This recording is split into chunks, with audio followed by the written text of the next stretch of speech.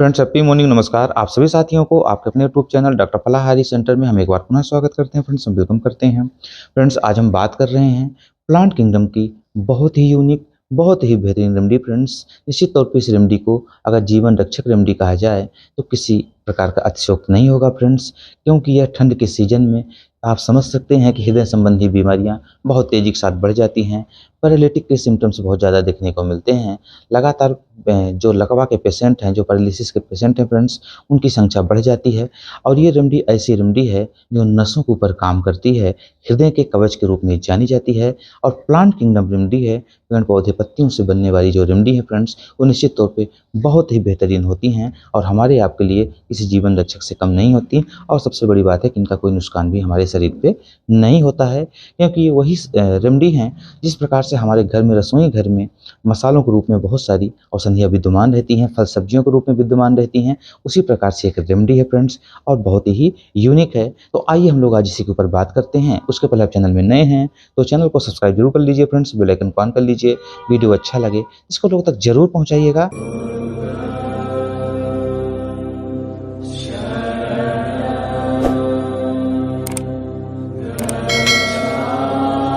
Let's begin friends. ये जो remedy है इसका नेम है कनवलारिया मजालिस के नाम से जानी जाती है।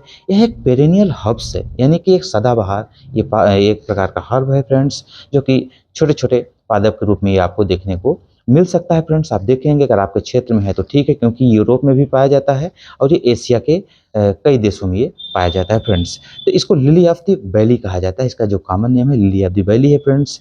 लगभग बहुत छोटा पादप होता है, लेकिन ये पेरेनियल है, यानी कि सदाबहार है। और इसकी जो अंदर पाए जाने वाले मेडिसिनल गुण हैं वो हमारे आपके लिए किसी जीवन रक्षक से कम नहीं है। तो फ्रेंड्स, हम बात कर रहे हैं इसके अंदर पाए जाने वाले जो कुछ इंपॉर्टेंट केमिकल कॉन्स्टिट्यूएंट्स हैं, जो रासायनिक घटक हैं। जैसे कि आप समझते हैं फ्रेंड्स, कुछ तो कॉमन केमिकल कॉन्स्टिट्यूएंट्स होते हैं, जैसे विटामिन है, मिनरल्स है, और कई प्रकार के सूक्ष्म असूक्ष्म जो न्यूट्रिएंट्स हैं वो तो सभी में लगभग पाए जाते हैं। लेकिन जो विशेष इनके अंदर हर पादप में गुण होते हैं वो हम केमिकल कॉन्स्टिट्यूएंट्स आपके सामने हम शेयर कर रहे हैं। इसमें से Convallaria majalis is the plant rich in the cardiac glycosides. Like इसमें से क्या क्या पाया जाता है, कन्वलाजेक्सिन नामक इसमें से केमिकल प्रॉपर्टीज पाई जाती है। कन्वलामिनिन नामक प्रॉपर्टीज पाई जाती है। और इसमें से कन्वला टैक्जियल नामक केमिकल प्रॉपर्टीज है। स्ट्राइडल सेपोनिन्स है, वोलेटाइल ऑर्गेनिक कंपाउंड्स पाए जाते हैं, और फ्लेवोनाइड्स इसके अंदर भी पाया जाता है फ्रेंड्स। तो जो इसमें सबसे महत्वपूर्ण है फ्रेंड्स, यानी कि जो कन्वला टैक्जिन नामक केमिकल प्रॉपर्टीज है, ये काफ़ी इंपॉर्टेंट है, जो इसके अंदर एक अलग गुण पैदा कर देती है।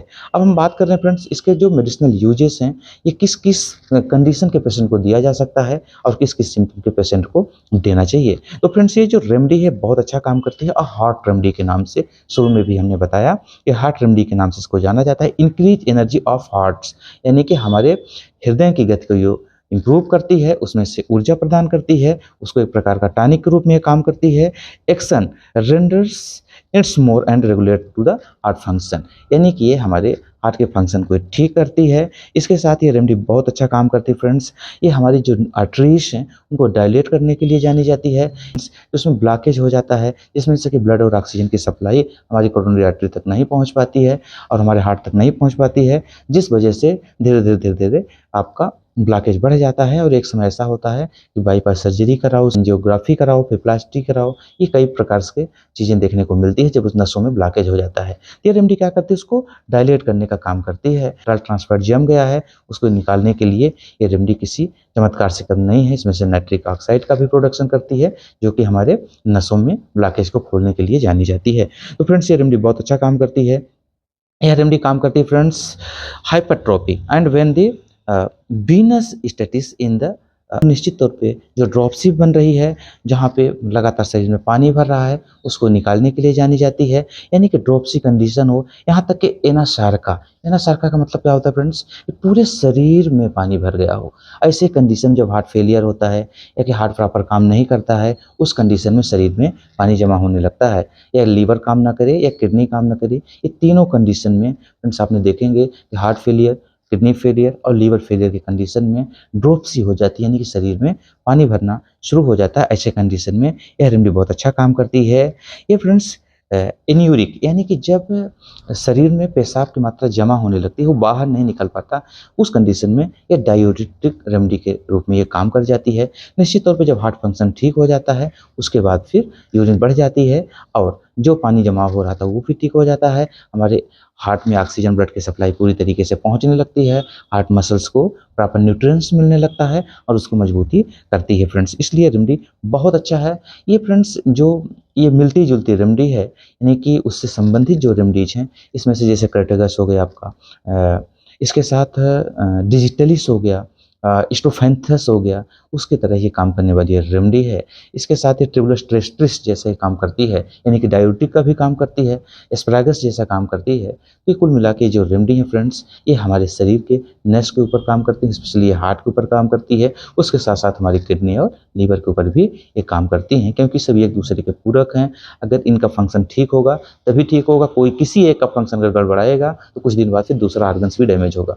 जैसे अगर लीवर में कमजोरी आएगी, लीवर खराब होगा, तो कुछ दिन बाद किडनी और हार्ट में भी उसका इफेक्ट जाता है। तो इसलिए पॉलीक्रिस्टिक रेमेडी हम इसको कह सकते हैं। उम्मीद करते हैं वीडियो आपको इन्फॉर्मेटिव होगा।